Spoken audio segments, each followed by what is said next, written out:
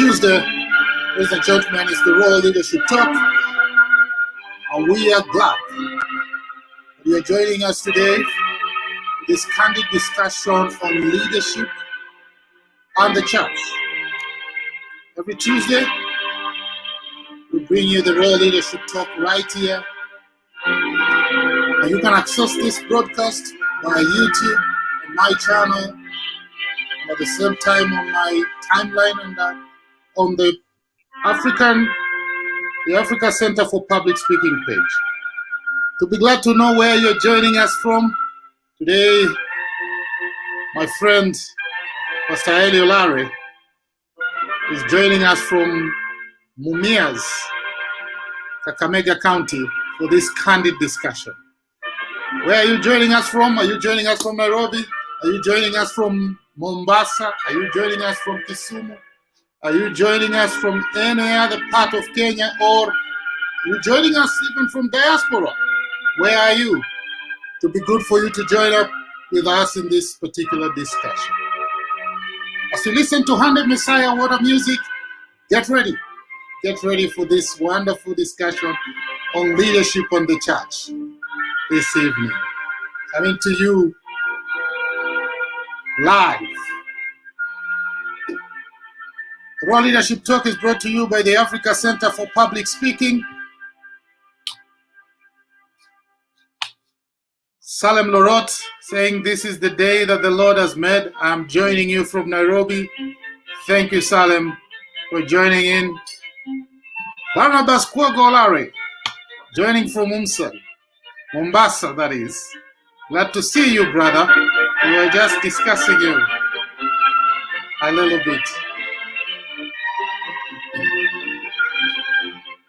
So listen to Hande Messiah, Water Music. Get ready. Get ready.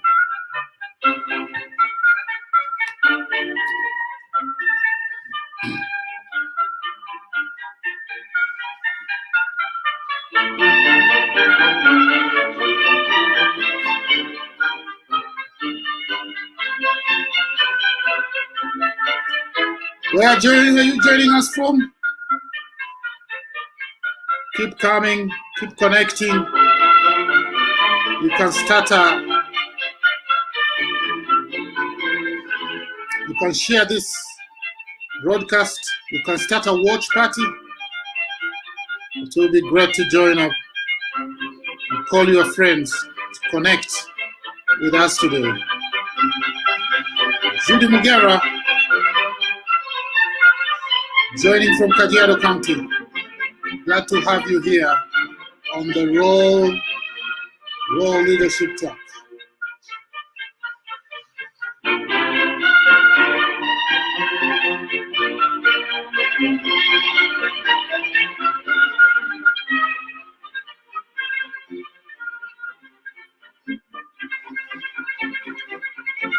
Bit of a technical problem there for our brother, but I hope he should be joining back and we can continue with this particular discussion.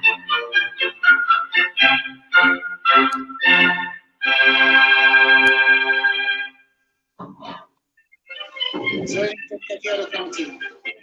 Glad to see. Good. Pastor Elly, how are you doing? I'm doing well, my friend. How are you tonight? Glad to have you here. I'm well. Can't complain. On this first day of June, which I know is your birthday month.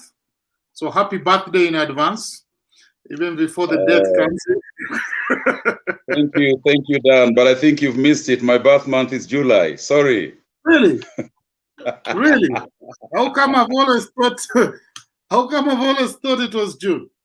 Oh, because June was the month of the wedding. June was the month of the wedding. I think June is the month of my wedding. That's correct. That's right. June is the month of my wedding. That's right. June is the month of your wedding. That's why I think I was confusing the two. Silas Mbugwa says Nipo. Collins Bolo joining from Joseph Motors, Mombasa. Okay. joining us from Mombasa. Thank you very much, Collins, Silas, and Eric Ogaja. So we celebrate you, Dan. More grace upon you. Thank you, brother, and thank you for joining us today. And straight to the topic of the day. Why does the church exist? And what is really the purpose of the church? Dan, that's an interesting question, and quite a large one, if you ask me, actually. It's a very large one, and I'm not sure that we have the time to canvass the breadth and length of that question.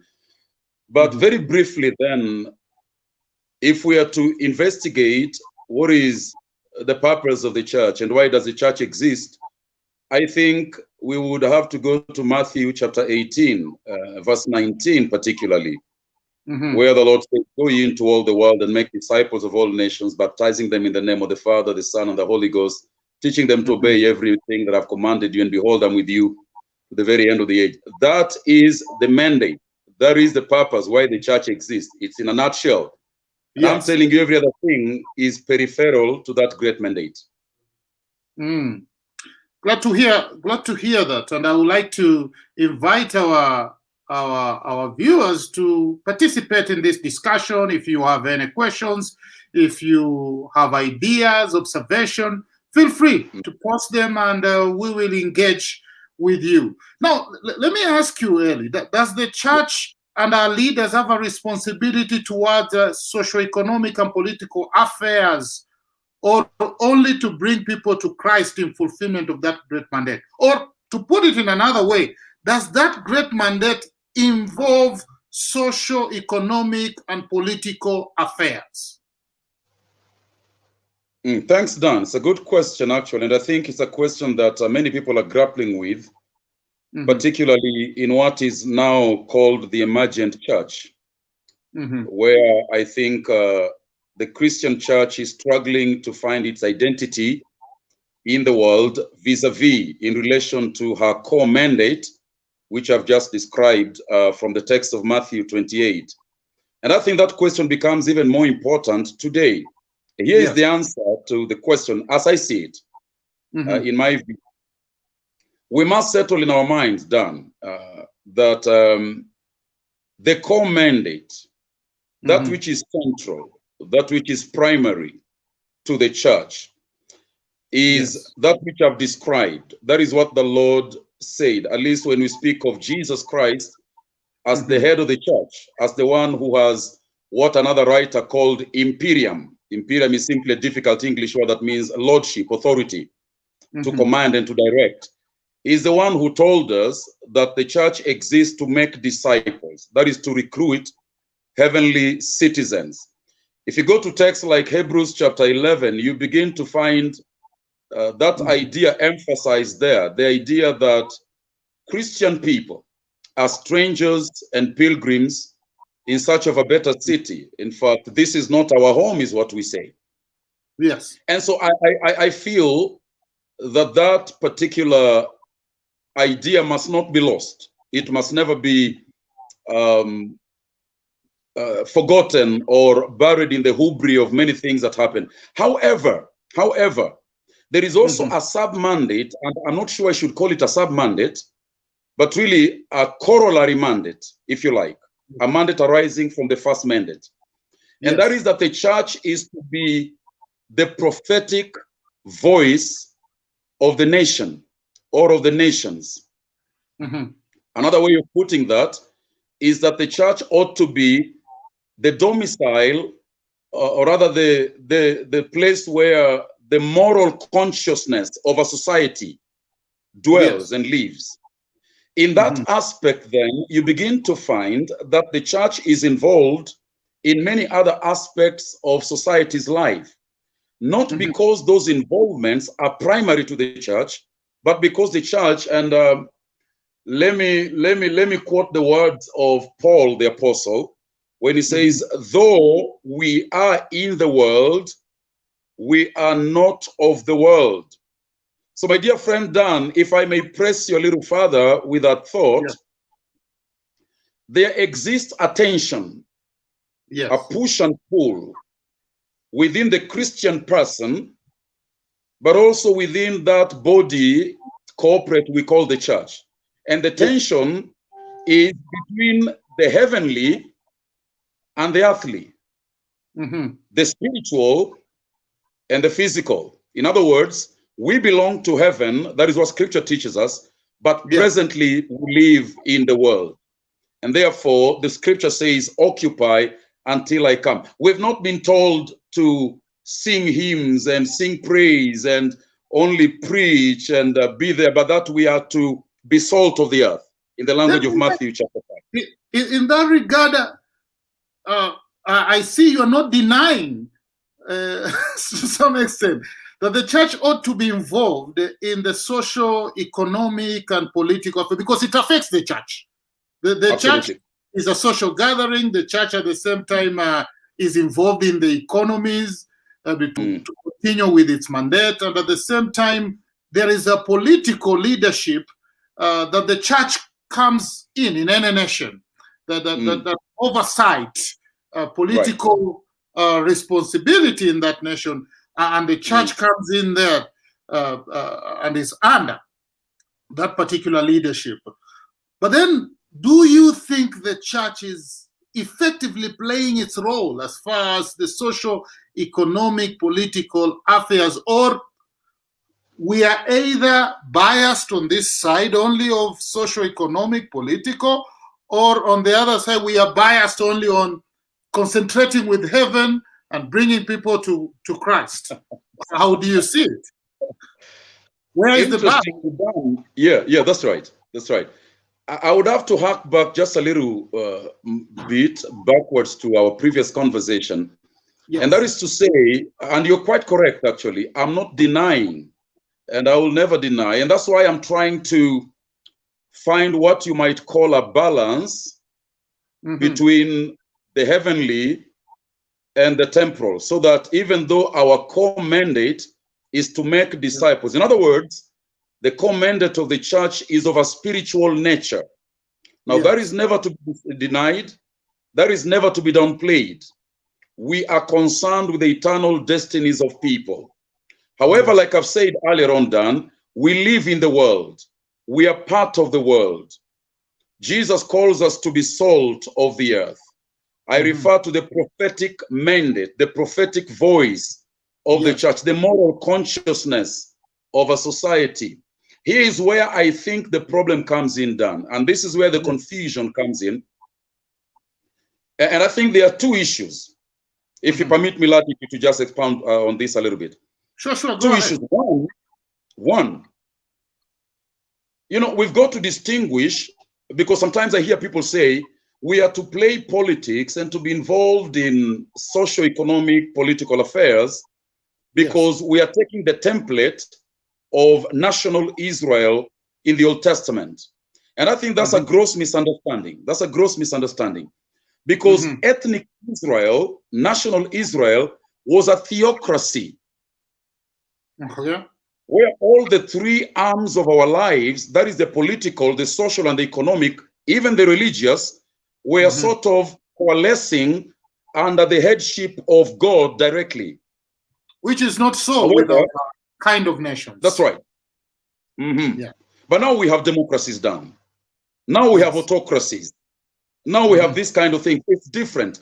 But secondly, Dan, if you go to the history of our civilization, that history will tell you that the church historically has been involved in the social, economic, and political affairs of the society it finds itself in, and effectively so.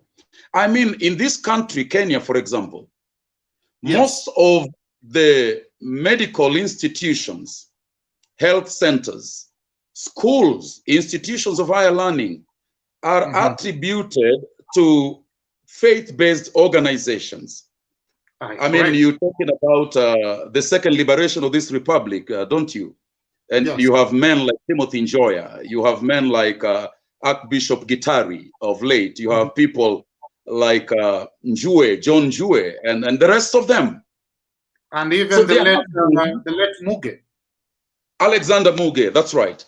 There has been meaningful participation of the church in the social, economic, and political affairs of the society it finds itself in. My contention, Dan, is basic. We must never do that at the expense or by infringing on the core mandate, which is that we are, as one old writer called Dr. Martin Lloyd-Jones says, we are physicians of the souls of men. That is our core mandate, but it is not at the exclusion totally of these other things you're talking about. I agree. Thank you very much. Those who are joining us, Dorothy Mundui says, glad to be connected. Thank you very much for joining in. Guys, if you have any questions, if you have any observation, feel free to post them, and we will be glad to engage with you. You are watching the Raw Leadership Talk, brought to you by the Africa Center for Public Speaking, today featuring Pastor Elly Olare, a pastor and an author, discussing this important topic on leadership and the church. Elly, is the church in Africa and Kenya at large doing enough to provide effective godly leadership to the people? It's a more nuanced answer that I would give, but a more direct one would be this: no, Dan, no. And I think that the evidence is out there. Why is the church not rising up to the occasion? I think there's a number of issues then that contribute to that. One, I think you've got to think about the church is most effective, Dan, and I hope that our viewers would think about this point, really reflect upon it. I think that the church is a very unique organization, yes, equipped with very unique tools to reach its society. It doesn't affect its society the way the political class will affect its society. The church doesn't affect society the way entertainers, comedians, and musicians will affect society. The church has a very specific, very adapted, I say specifically adapted tools to the mandate they have. Now, here's the problem I see, Dan, and this might account for why the church is failing to provide effective leadership.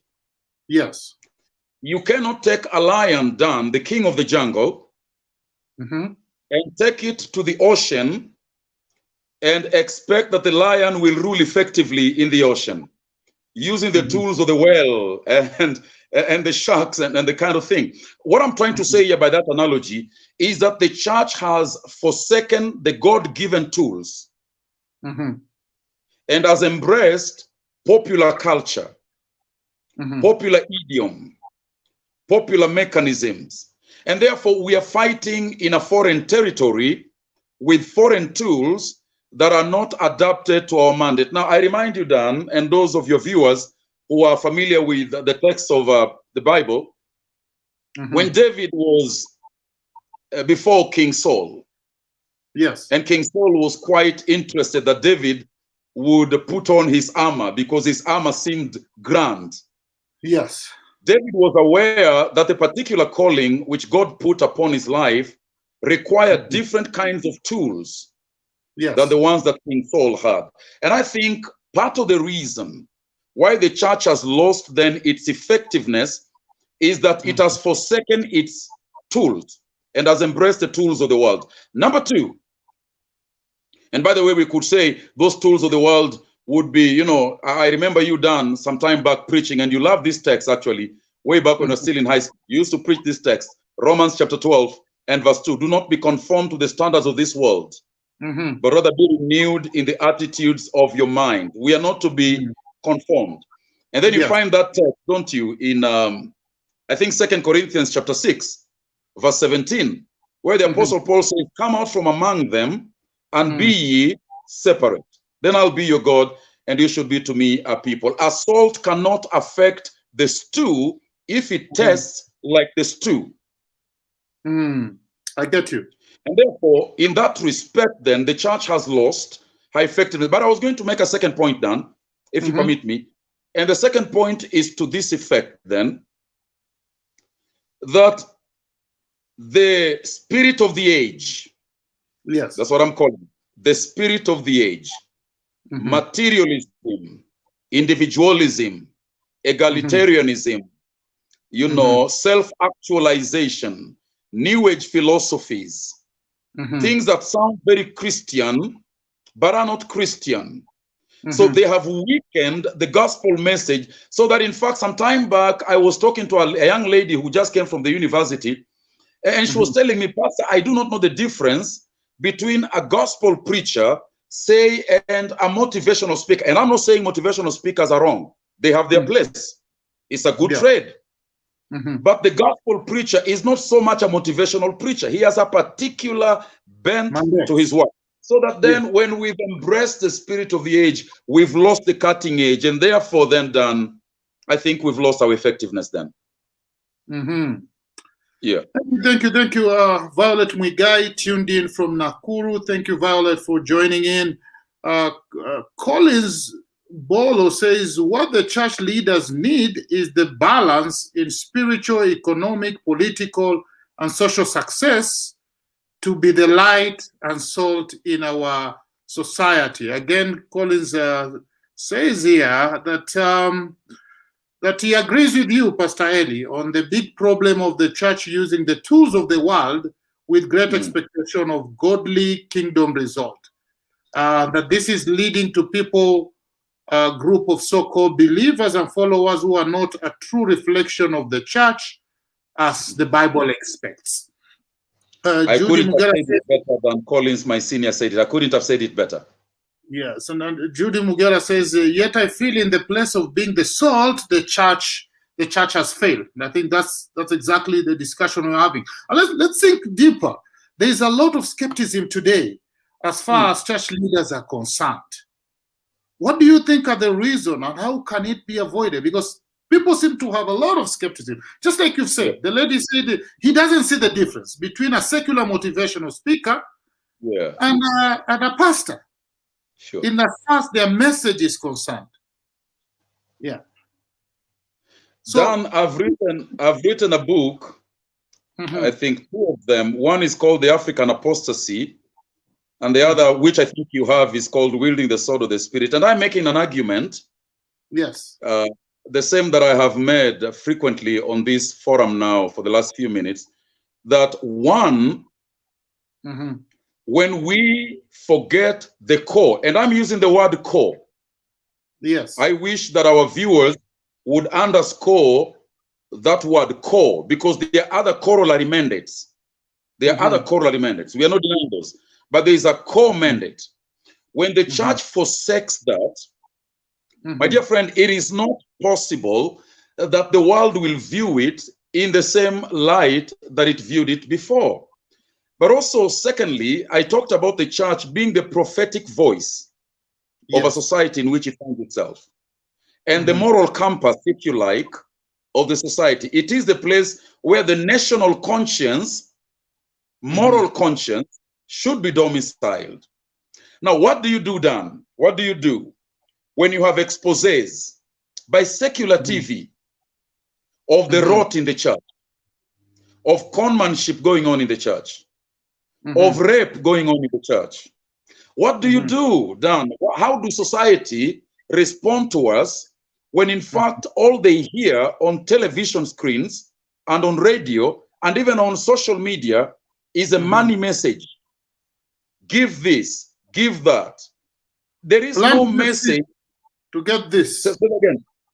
I say plant this seed to get these results. You know the way it goes. You know the way it goes. I mean, so what happens there, Dan, is the world begins to be skeptical. A friend of mine was telling me that one time when he was in Uganda, and he was doing ministry there. And so he came to this restaurant, and when he came to a table and introduced himself as a preacher of the gospel, and he was sharing the table with several other people, the expectation immediately was that at the end of the day, the people were preparing to give him money. They want, I mean, it's just a natural reflex. It is something people just do because when they see you, they see money. Now, Dan, you and I grew up at a time.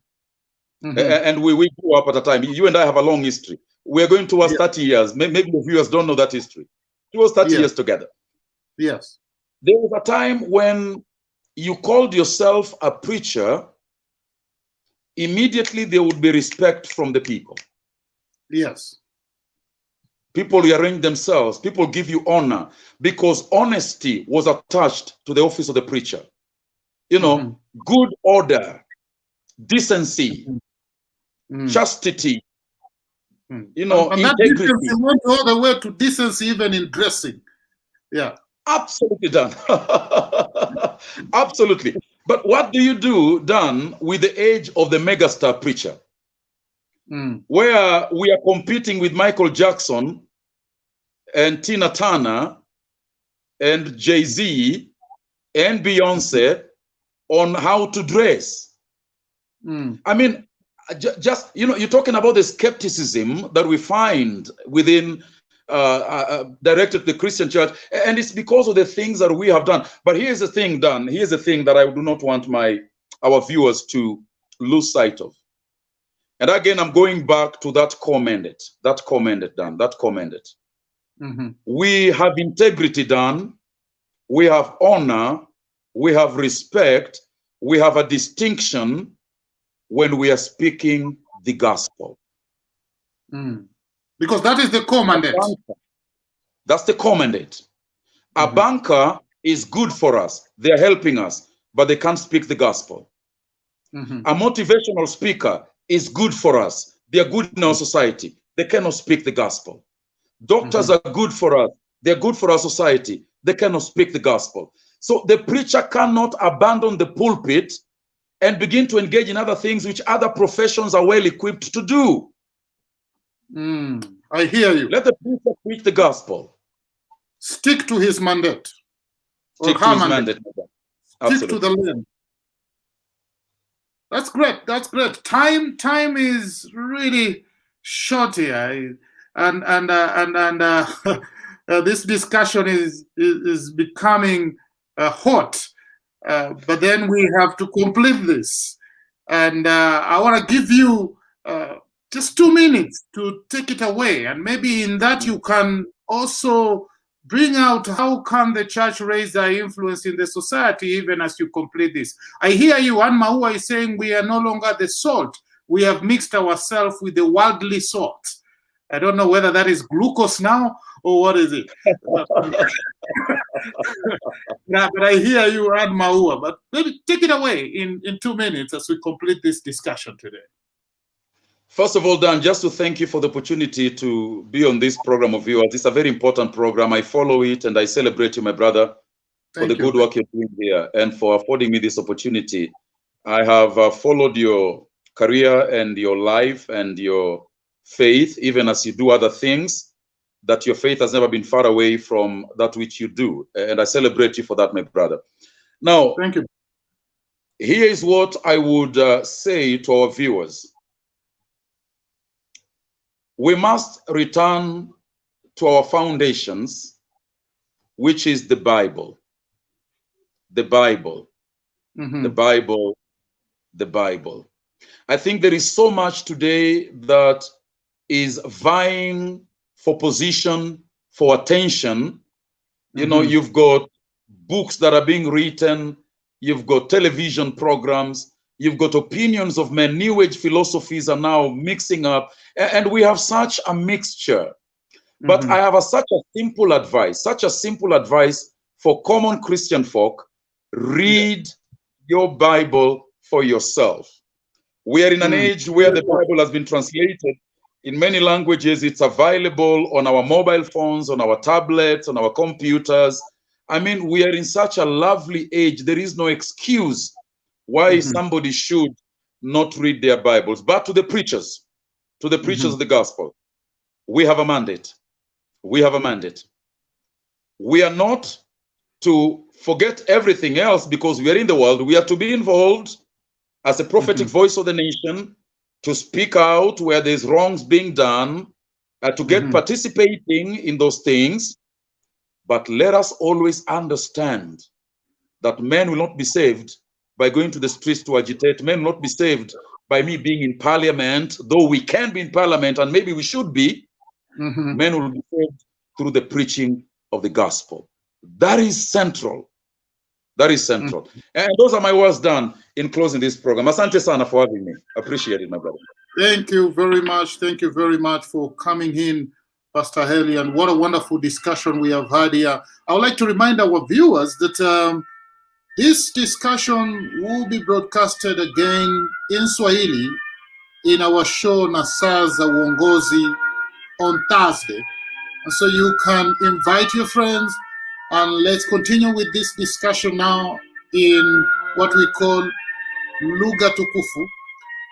Today we were doing it kwa lugha ya mkopo, but on Thursday we will be doing it with the language of the heart. Thank you very much, Pastor Barnabas Elly Olare, saying, making disciples, I can't get over that. How many churches do we have in this country? How many people flock there every week? If all were faithful to that mandate of disciple making, imagine the impact of that on our society, economy, and even politics. And I hear you, and Colin says the megastar preachers have become so-called spiritual fathers who have taken the position of the cross on our building of worship to a photo billboard of people to join them with expectations of miracles from them. I hear you, and I think this discussion should just be a reflection and a call to us to go back. Our viewers also like to remind you that Pastor Elly usually has a broadcast every Thursday. Wednesday, Thursday, and Friday. Every Wednesday, Thursday, and Friday, you can find him right here on Facebook from 10 p.m. Wonderful teaching, wonderful preaching that will enlighten your souls and bring you closer to God. Thank you very much. We got to end it there. See you next time, same place. May God bless you.